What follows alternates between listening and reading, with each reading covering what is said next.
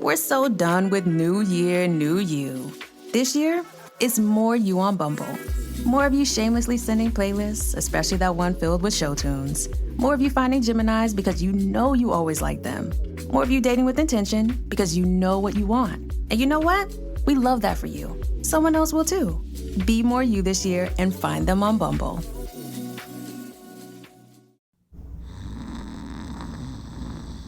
You don't wake up dreaming of McDonald's fries. You wake up dreaming of McDonald's hash browns. McDonald's breakfast comes first. Ba-da-ba-ba-ba.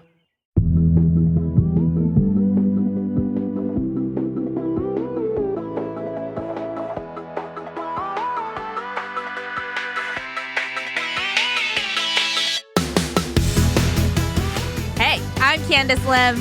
And I'm Lindsay. And you're listening to ICYMI. In case you missed it, Slate's podcast about internet culture. And Candice, I assume you've heard the big news. Oh, yes. You're obviously talking about, Timothée Chalamet and Kylie Jenner going to the Indian Wells tournament and Club Chalamet therefore having an IG story crash out. So I'll admit I'm not talking about that, but what I will say is I did see those videos and the sort of open mouth kissing that was happening. And now Timmy is like 2 for 2 when it comes to like disturbing paparazzi photos of his kissing and being horrible. Because you're talking about Lily Rose Depp on the yacht. Yes. Oh my God! Wait, that's a really good TBT. Yeah, I know. Note. So I don't know that it kills the heartthrob illusion a little bit because there's mounting evidence that kissing him might actually be weird. But I know. That is actually not what I'm referring to. I am, of course, referring to Trisha Paytas is pregnant with her 3rd baby. Yes. This absolutely came across my timeline. Look, I personally did not comment. Congrats in the comments. But I mean, what do you think? How are you feeling about it?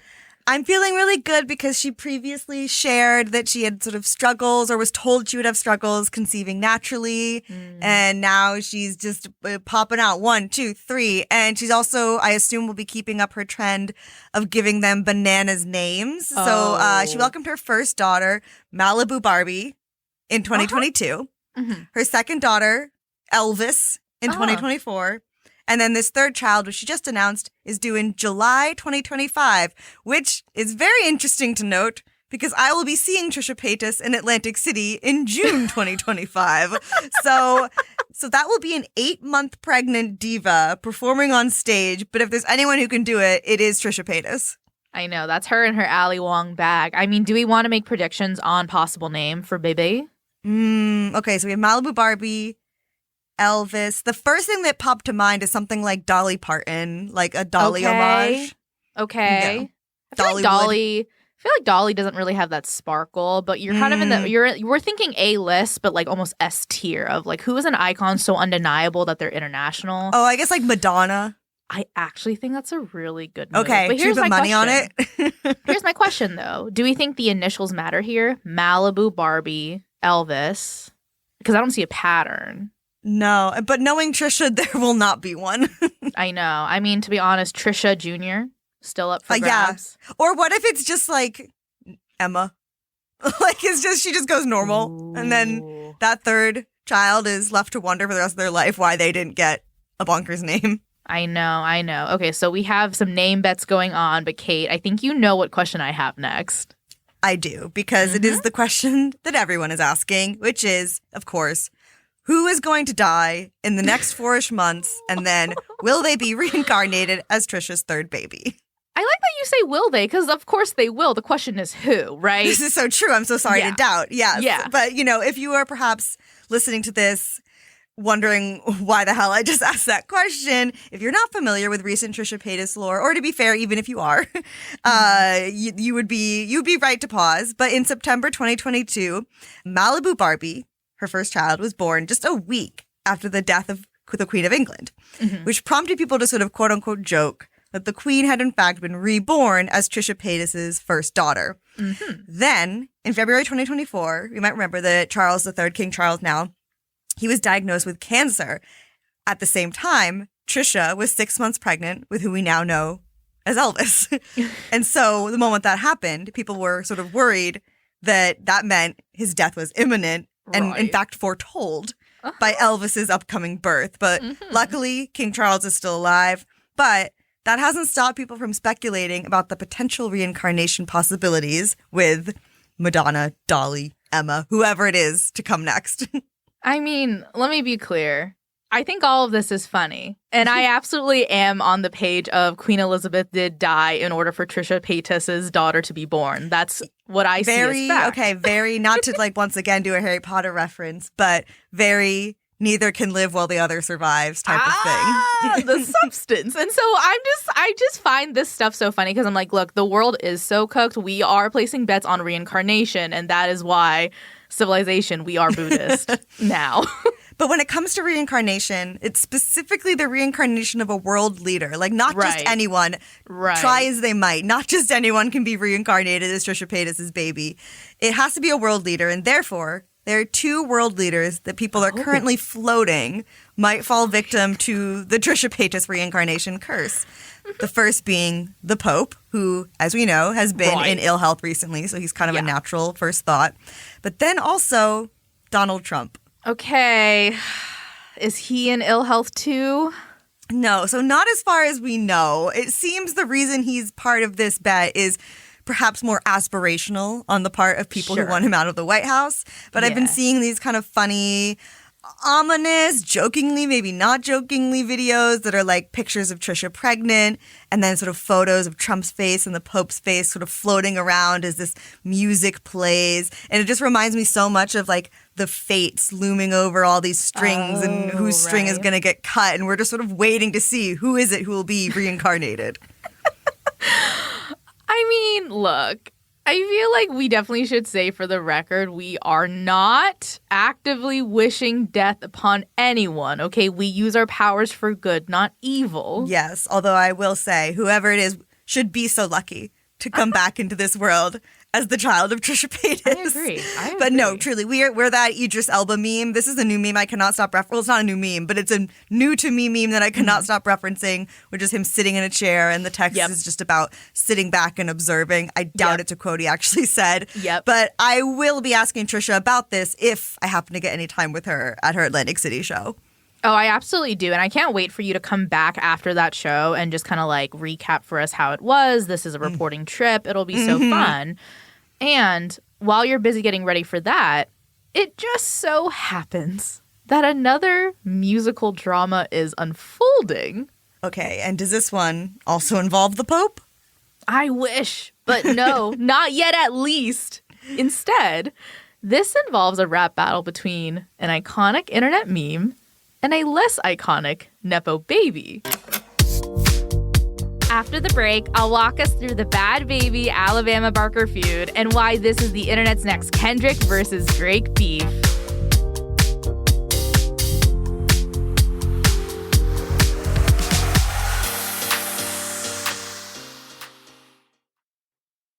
Oh, ICYMI listeners, do I have a scoop for you?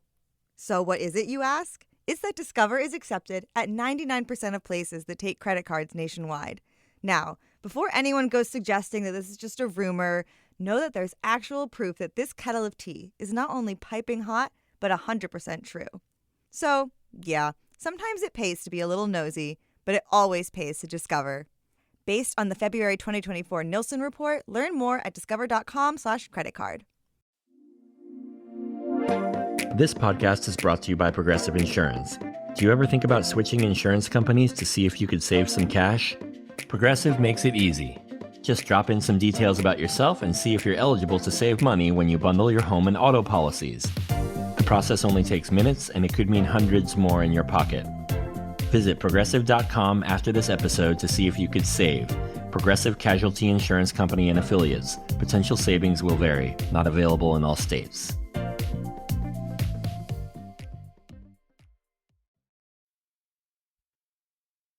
Hey there. If you love our podcast, then maybe you should consider subscribing to Slate Plus to immediately unlock bonus episodes. You'll access ad-free listening across all your favorite Slate podcasts, including bi-weekly bonus episodes of this show. Subscribe now on Apple Podcasts by clicking Try Free at the top of our show page, or visit slate.com/ICYMI Plus to get access wherever you listen.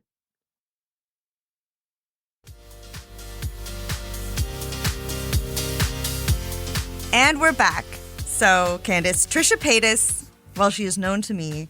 She is to you as Bhad Bhabie is to me. Sure. And in fact, up until researching for this podcast, I thought it was pronounced Bhad Bhabie.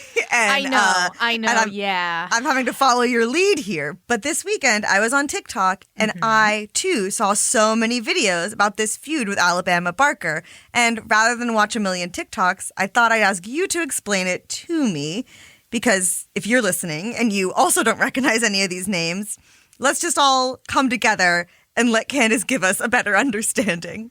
Yeah, because unfortunately, my toxic trait is that I am a Bhad Bhabie enthusiast. I know so much about her. I mean, I remember hearing one of her first singles off of her Dr. Phil appearance. It's called Hi Bish, spelled B-I-C-H. I was going to say, note the spelling. I immediately loved it. And she like always finds a way to sneak into my Spotify Wraps, Gucci flip-flops. Like I will be walking down the aisle to that. I'm also realizing I just keep saying words you don't know.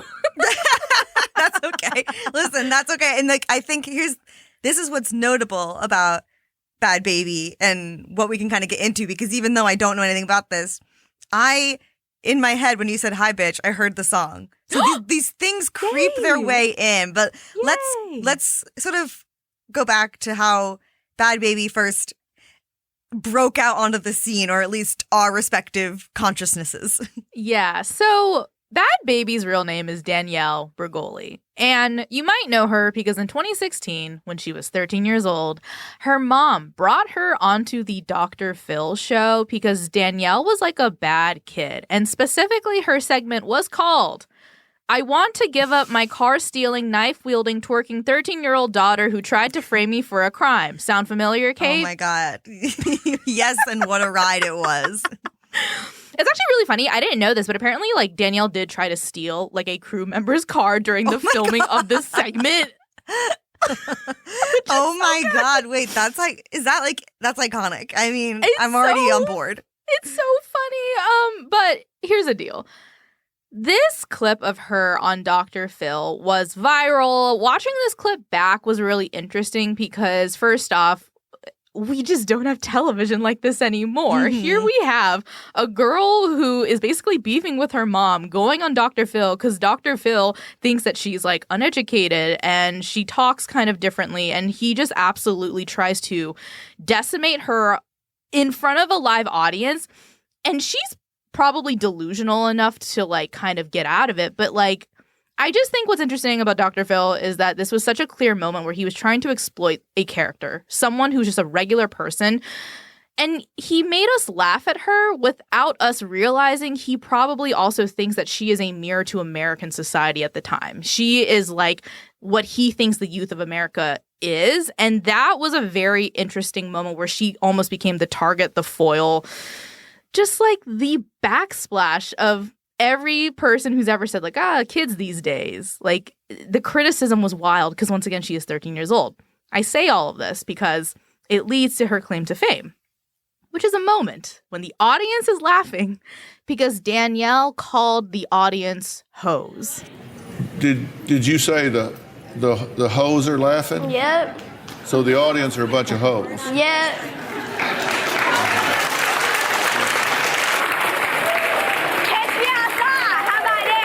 Huh? Catch me outside. How about that? Catch you outside? What does that mean? Oh my God, it's been so long since I've seen that.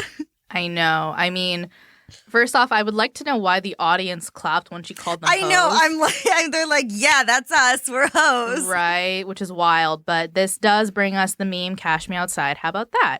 Probably one of the biggest memes of 2016. I want to remind you that this is the year of Ken Bone and Juju on That Beat and Damn Daniel. But Kate, who were you? Where were you when Cash Me Outside entered the public consciousness? Okay, so 2016, that would have been in my early 20s. And I'm like, how did I find out about this? Because this was pre-TikTok, and now it's hard to like even picture how these things. I mean, I know the Ellen Show used to be really big for this kind of stuff. Yeah. But this was post when I would come home and watch that. And so I think I heard about this on Twitter. I think the clip was making the rounds, and I definitely said it sometimes. But it is interesting because I would say it came in and out of my consciousness fairly quickly, but she really stuck around. I know. Because, like, think about it. Wouldn't this have been, like, a perfect TikTok sound right now that you would have yeah. Oh, my God. Yeah. She was before her time. She was. And the thing is, Danielle, who was not Bhad Bhabie at this point, she became this lightning rod of internet discourse that was, like, so ripe for 2016. You know, factually, she was a white girl from Florida speaking with an accent, a black accent, that she claims is, quote, from the streets. So we were having cultural appropriation talks. She infamously acknowledged this, actually, when Fader asked her about it, and she responded by saying, "You cannot act a color." Oh, my God.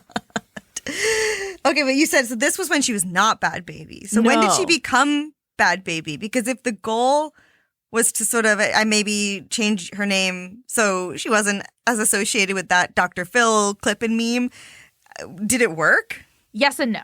I would say this. So a year after her Dr. Phil appearance, Danielle releases a debut single. It is called These Hoes. Hoes is spelled Heaux. You still here? And These Hoes not only hits the Billboard 100, she becomes the youngest female rap artist to debut on the music chart. That music video right now for These Hoes, it has more than 94 million views, okay? And guess what? She gets signed to Atlantic Records. She comes out with the song that we both love, Hi Bish, which, once again, I have to say, better music video, better song. It currently has 232 million views. You cannot pay for that type of attention nowadays. No, and this really, again, makes me think of like, oh my God, she just missed TikTok. Because, like, to reach that level of, I mean, views, but then also, like, earwormness, the way it, like, immediately comes in my brain, the amount of dancing people would have done to this song, especially in early TikTok. I mean, this is 2017. TikTok came to the US in 2018. Then, you know, it wouldn't have been until around 2020 anyway. So, you know, it was almost like two ships passing. But I guess, I'm optimistic that it sounds like now she is finally, her and TikTok have finally entered the same universe. But you keep going. Yeah, I think that's true. And, like, I think for me, it's the fact that she was able to drop 2 charting viral singles with no features. She did not need cosigns from other established rappers. I'm sure they were willing to collab with her, especially if they were on the same label. And, like, I have some thoughts on, like, why people like her music, but let's get back to the timeline. Right, because there's another unfamiliar name you said earlier in this segment, which is Alabama Barker, and I really need to know how someone else possibly comes into this. Yeah, so between Dr. Phil and Alabama Barker, a lot of things happen in Danielle's life. They're not as fun. After her first Dr. Phil appearance, Danielle was sent to this place called Turn Around Ranch. It is a, quote, therapeutic boarding school in Utah. And in 2021, Danielle posted a video alleging that she witnessed abuse at this ranch. She said they, quote, take away necessity privileges like sleeping on a bed, eating good food, and not being cold. And if this sounds familiar, it's because a year prior, Paris Hilton had talked about her own traumatic Utah boarding school experience in a documentary. Yeah, and this is kind of like the dark side of this whole story because, you know, when you were talking about her going on Dr. Phil and just even that clip, I was looking up, like, does this show still exist? And it stopped in 2023. But my main thing was, like, this is kind of cruel. And, you know, in that video, she specifically asked Dr. Phil for an apology because, you know, he's kind of the one behind this initial image of her as this problem child, but he doesn't really apologize. Instead, he goes on News Nation and he shirks his responsibility in kind of catapulting this girl who was clearly in a difficult space, just taking her and putting her in front of millions of people as if that was going to be the best way to kind of solve what the problem was. Yeah. I unfortunately cannot see it gets better. Oh, no. In 2024, Danielle has a baby with her boyfriend, Levon. He comes into the timeline later, but after having the baby, she reveals that she has a type of blood cancer. Oh my God. So wait, is she making music still through all of this? Interestingly, she didn't put out a lot of music between 2021 and 2024, and that really maps with my own musical taste, which is that it went down during that time. But the real question I think we should be asking is, how does Alabama Barker come into this? Because I don't know about you, but Alabama has always existed in my periphery as the daughter of Blink-182 drummer Travis Barker and Shanna Moakler. Oh, like a Calabasas nepo baby. Yeah. And she also, therefore, is the stepdaughter of Kourtney Kardashian, which we'll come back to. But Alabama. She's 19 right now. To me, she's always been going toward like an influencer path. You know, she goes on live and she does her makeup routine. She has a YouTube channel where she was like making matcha. In 2018, though, she does put out a song. It is called Heartbreaker. It is Chase Dreams coded. Do you watch the other two? Yes. Oh, yeah. I'm familiar with Chase Dreams. I mean, it's her hanging out with a boy on a horse. Light, floofy, very like 2016 engagement photo shoot vibes. But things do change, okay? December 2024, Bhad Bhabie ignites a flame by going on her IG story and accusing Alabama of trying to steal Levon, who is the father of Danielle's child, who she then confirmed is actually not her boyfriend anymore because she then posts single on her IG story right after. Oh my God. The children yearn for a Facebook relationship status update. I know. And that's actually a good point. Yeah. Well, maybe that would have cleared all this up. What did Alabama say? Well, the Shade Room does post Danielle's IG story. Alabama comments under that post, ew. And then Alabama posts a TikTok with the caption, I'd never want a bum. Danielle, still dropping lore on IG stories about how Alabama used to be a friend. Coming after a postpartum mom is just not cool. Alabama posts an IG story statement saying that Levon was hitting on her. And she has no interest in being with this man. And this is all happening during what should be the joyous Christmas season, but that also, I feel like, should mean that, you know, once the new year passes and once we're all circling back to our emails, that it should be kind of wrapped up. But it sounds like maybe that's not the case. No, because it ramps up, in fact, because in January, Bhad Bhabie, she steps into the studio and she releases the first diss track of many, and it is called Overcooked. And after it goes up, she goes on social media and she claims that Alabama allegedly was pregnant with rapper Tyga's baby. Do you know why this is a big deal? I mean, I know of Tyga. I know of his appearance in various other celebrity couples, but I'm going to need you to break down the lore here for me. Yes, no, you're onto something. Tyga, as you may remember, dated Kylie Jenner. Kylie Jenner, sister of Kourtney Kardashian. Kourtney is Alabama's stepmom. Okay.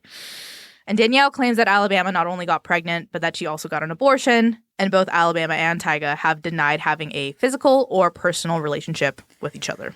Yeah, it's weird to see this kind of being litigated through rap TikTok beef, especially they're 19 and 21, I think. And what they're talking about really like serious and sometimes traumatic topics, like, other girls getting abortions or the postpartum mom of it all. Like, this is like serious subject matter. Yeah, it is.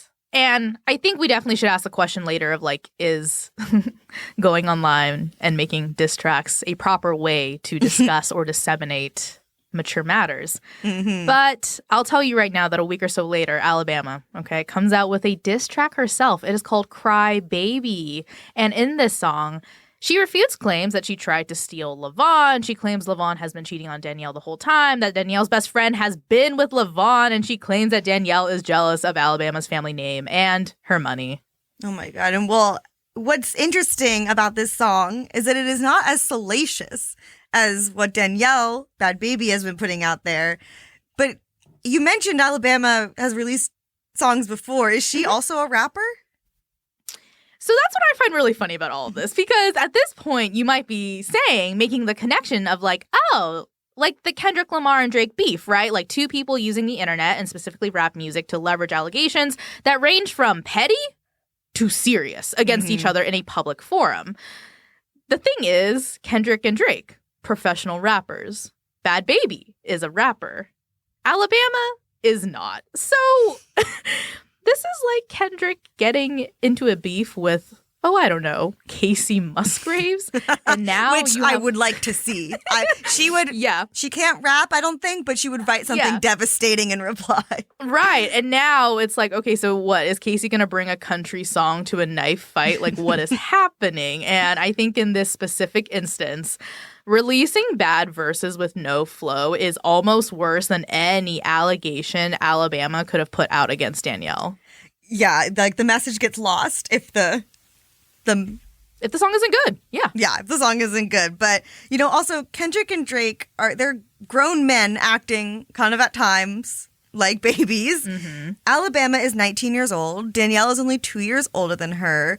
And so when you litigate these things sort of as online drama or rap beef, who is collateral in these very public arguments? Because these are two young white women who got famous as teenagers, and they are making really explicit claims about sex and abortion and it's sometimes it's hard to get in on the fun of it all because it's a little uncomfortable. It's the same way that some people reacted to the pedophile claim that Kendrick made against Drake in Not Like Us. It's wait, it's okay, the line hits in the song, but are you telling me you've had knowledge that a person is a pedophile? Has there been any legal action? What about the victims? I don't know, maybe that's my unfun brain, but that's immediately where I go. I sort of sing the bar and then I'm wait, I don't know. Yeah. Yeah. I mean, and also these are two white women who are using rap against each other. And a part of me is just kind of was feminism in the booth that day when you laid down these tracks? What is to gain from this? And before we get to that, I am glad you brought up Not Like Us, because there is one more song in the timeline that I do have to show you. After the break, I'll tell you about the song that might finally end the Alabama Barker versus Bhad Bhabie war and whether there will be a true winner in this online beef.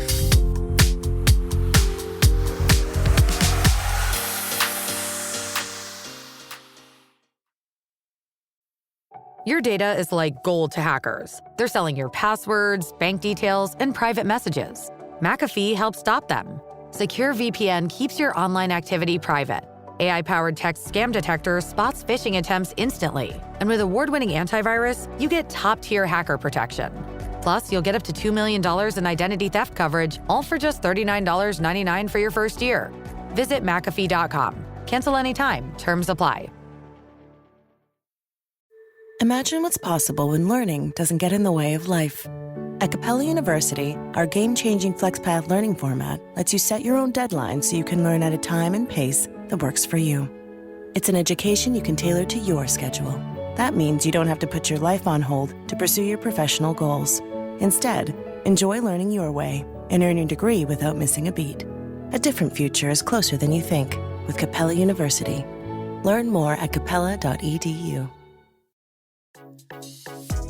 Nordstrom brings you the season's most wanted brands. Skims, Mango, Free People, and Princess Polly. All under $100. From trending sneakers to beauty must-haves, we've curated the styles you'll wear on repeat this spring. Free shipping, free returns, and in-store pickup make it easier than ever. Shop now in stores and at Nordstrom.com.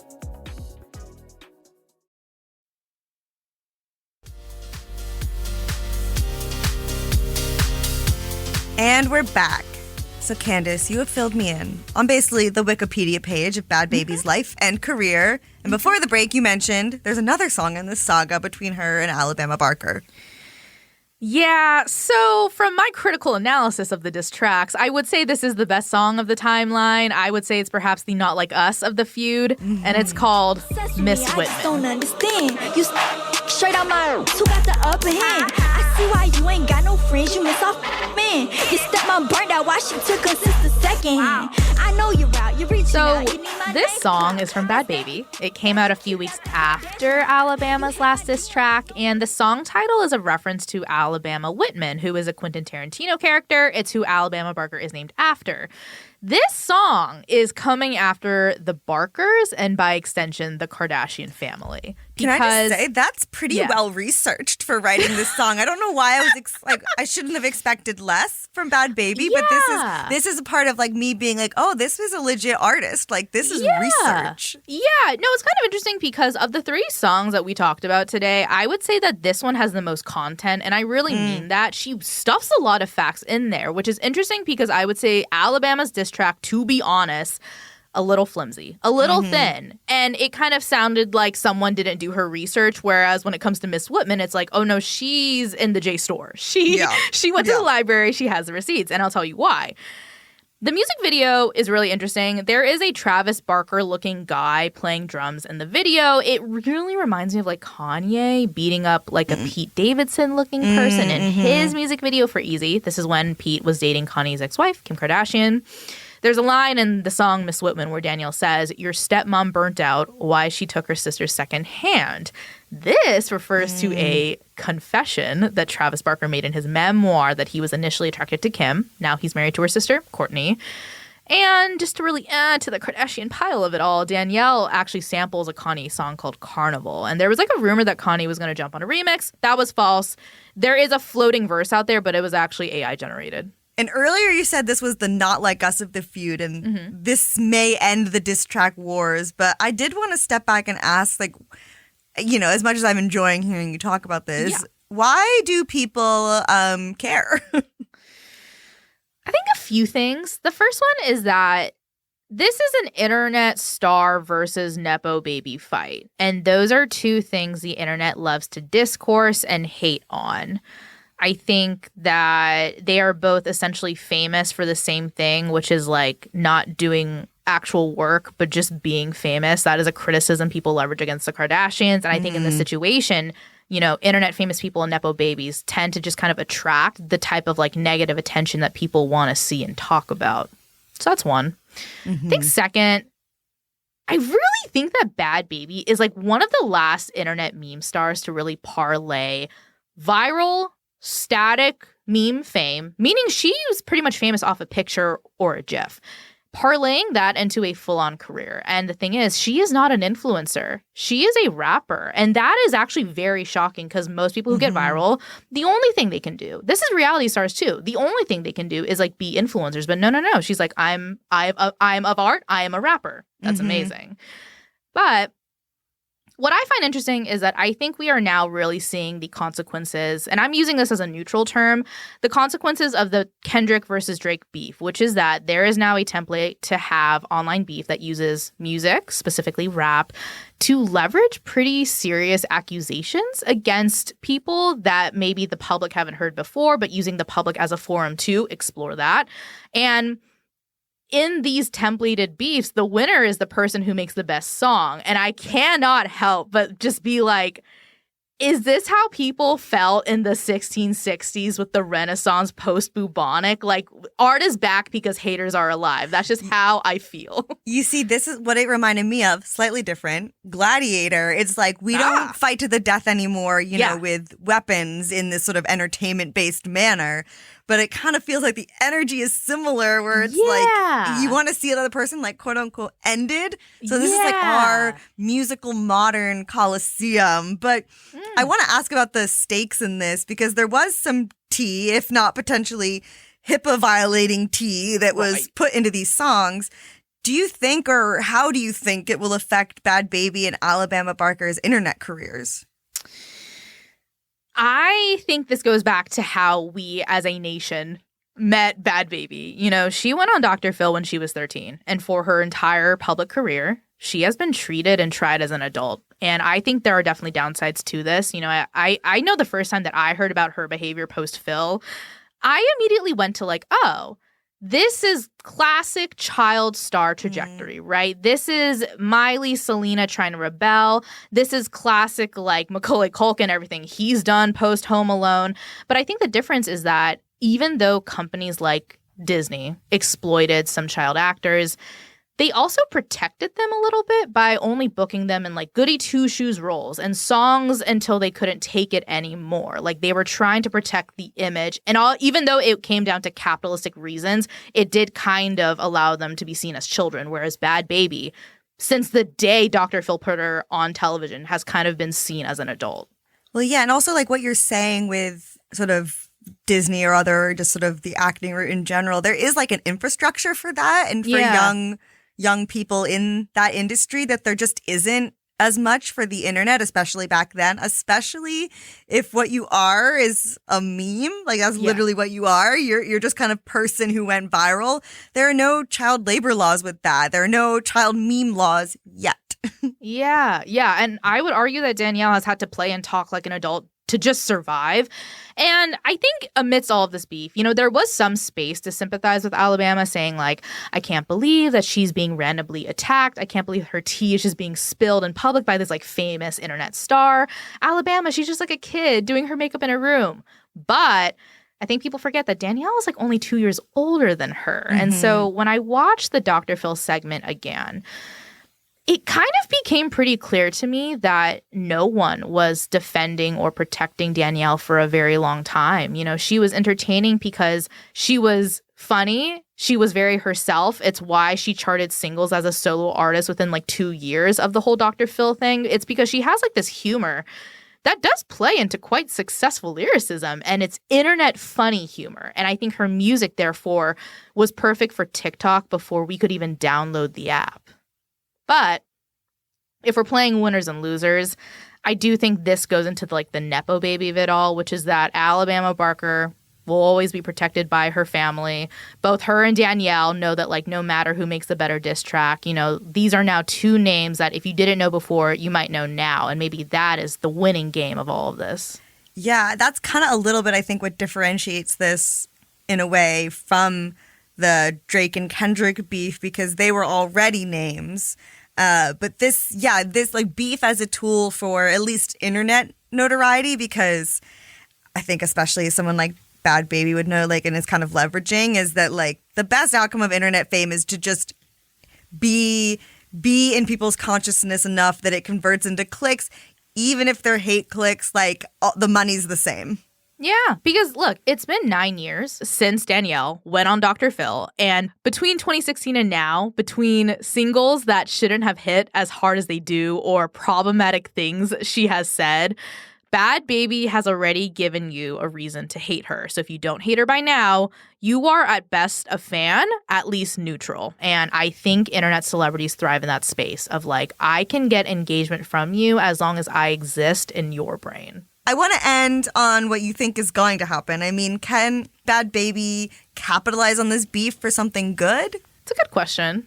I will say that from an artist perspective, there may be one pro, which is I think that this beef did inspire content and music out of Danielle. Like, Danielle has gone through a lot, right? Cancer treatment, postpartum, Love On. And she hasn't put out music in a while. And I kind of feel like this did invigorate the artist within her to be mad and use that anger on mic. And so a part of me is like, oh, her team must be so happy to see her producing. I mean, one cemented pro I've seen is that in 2021, she was on this song with Lil Candy Paint called 22. And it really didn't get a lot of press back then, but recently it's been resurging on TikTok because people are shocked that that verse came from Bhad Bhabie. It was a little ahead of its time. It has like Doja Cat vibes to it. It's very dreamy and cute and sweet and positive. And the thing is, that is not what people know Bhad Bhabie for. So part of me is like, range? Well, yeah, she's in a good position actually with the internet, because the internet loves to like reflect back on someone they were mean to and be like, actually, they're amazing. Unfortunately, that does not inform how they treat people going forward. Cough, cough, Meghan Markle. But it could be the case with Bhad Bhabie that she's kind of in this unique spot where people are willing to look much more forgivingly on this, 13-year-old who ended up shooting into fame without really meaning to. But what do you want to see from her? Thank you for asking. I want to see an album by Q4. Okay, I'm ready. We're ready. If Miss Whitman is Are Not Like Us, then this will be her GNX. I'm bumping it now. I mean, listen, if we really want to keep following the sort of Drake-Kendrick analogy, I will go one further and say Bhad Bhabie for Super Bowl 2026 halftime performance. Oh my God. I would die. I would die, and I would actually watch the game. I would.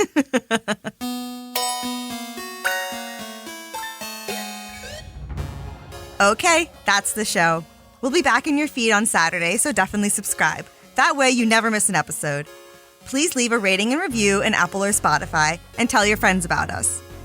You can follow us on Twitter at ICYMI_pod, and you can always drop us a note at ICYMI@slate.com.